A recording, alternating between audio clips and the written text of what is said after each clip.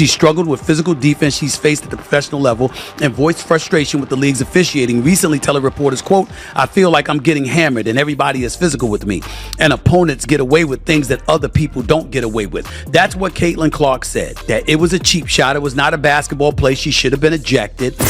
Caitlin Clark was assaulted yesterday in her very first playoff game in the WNBA. We've seen the animus directed at Caitlin Clark all year. It reached a boiling point yesterday. Connecticut Sun players are catching serious heat from experts for targeting Caitlin Clark during the playoff games. Finally, it seems some people in the WNBA still have common sense, because let's face it, the refs and lead officials were practically asleep every time Clark got hit. In both games, two Sun players straight up assaulted her, not just small fouls, but WWE-level takedowns. And yet, no foul calls, no whistles, not even a side-eye from the officials.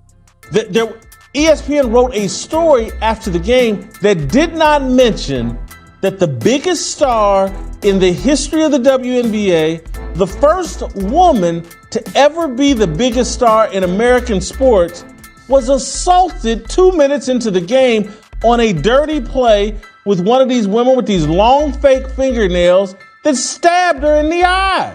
It's like everyone in charge completely forgot the rules exist when it comes to Caitlin Clark. And if you somehow missed all the chaos, buckle up.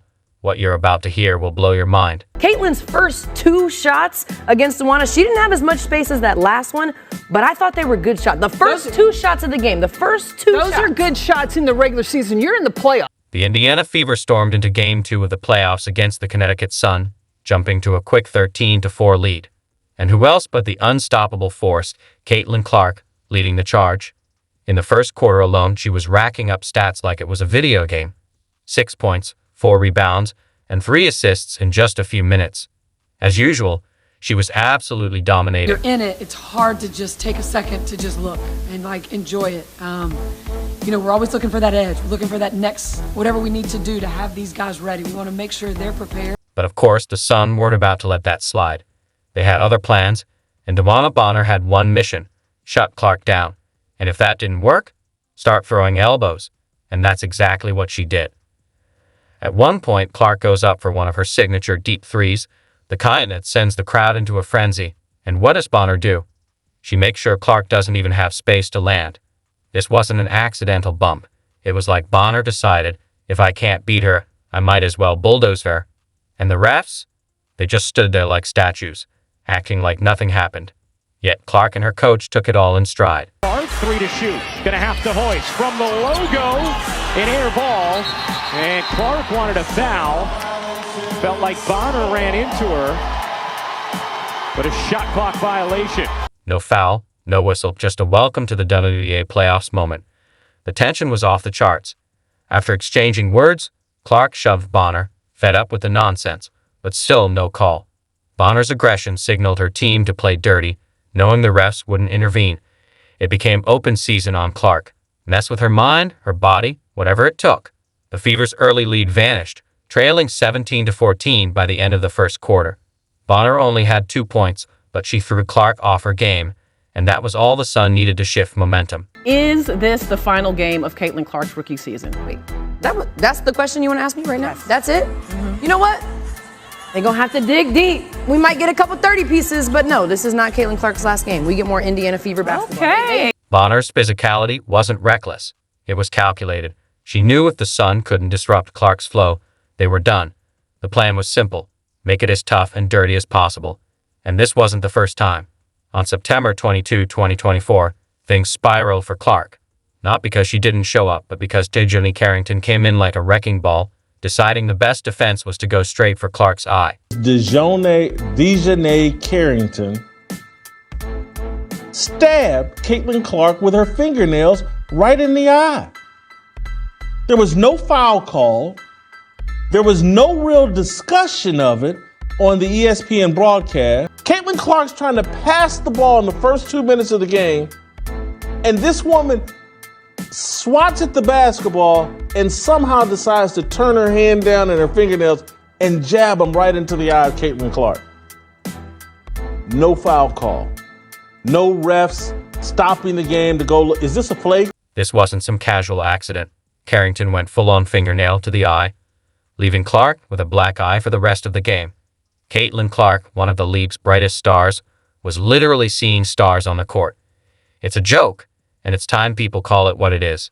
Deliberate targeting of a star player. The first woman to ever be the biggest star in American sports was assaulted 2 minutes into the game on a dirty play with one of these women with these long fake fingernails that stabbed her in the eye. Yet Clark entered Game 2 of the 2024 WNBA playoffs with something to prove, and she delivered. She put up 25 points, 9 assists, and 6 rebounds, practically running the show. But no matter how impressive she was, one player can only do so much. Clark was essential, but even she couldn't carry the team alone forever. It started feeling like she was playing 1 against 5. Do you think that your meal ticket should be stabbed in the eye intentionally on the court 2 minutes into the game, and there's no problem here? These are icons, players in that young people, including Caitlin Clark, watched growing up, that helped evolve and refine the game. 5 rebounds, 8.5 assists, 2 steals, and 1 block per game. Who else in WNBA history has put up numbers like that? No one? We're talking about stats that rival the likes of Michael Jordan. Now, you might be thinking, okay, impressive stats, but what does it mean for the league? Let me set the scene. Before Clark, the Indiana Fever was a team you could easily forget existed. Now, they're must-watch TV. Clark didn't just elevate the team, she turned them into serious contenders overnight. But her influence goes far beyond the court. This season, the WNBA has seen record-breaking numbers in viewership, ticket sales, merchandise, and overall growth. Fans are tuning in to watch WNBA games. And who's drawing them in? You guessed it, Caitlin Clark. Let's put this in its proper perspective. When I think about Caitlin Clark, the operative word that comes to my mind is gratitude. Just looking at some of the numbers here. When we talk about league attendance, the Indiana Fever, all right, with Caitlin Clark, led the league in attendance both home and on the road. Fever averaged 17,000. She's transcended being just another player. Caitlin Clark has become the face of women's basketball. Seriously, when was the last time you saw this kind of hype around a WNBA star? Clark isn't just captivating die-hard basketball fans. She's drawing in people who probably never tuned into a women's game before. At the end of the day, with her WNBA rookie season complete, let's see it. Most points by a point guard in a season in WNBA history. Most double-doubles by a rookie guard in WNBA history. Most points by a rookie in WNBA history. Most assists by a rookie in the history of the WNBA. First WNBA rookie to record 2 triple-doubles. First triple-double by a rookie in WNBA history. But wait, it gets even crazier. Career 10 or more assists in a game.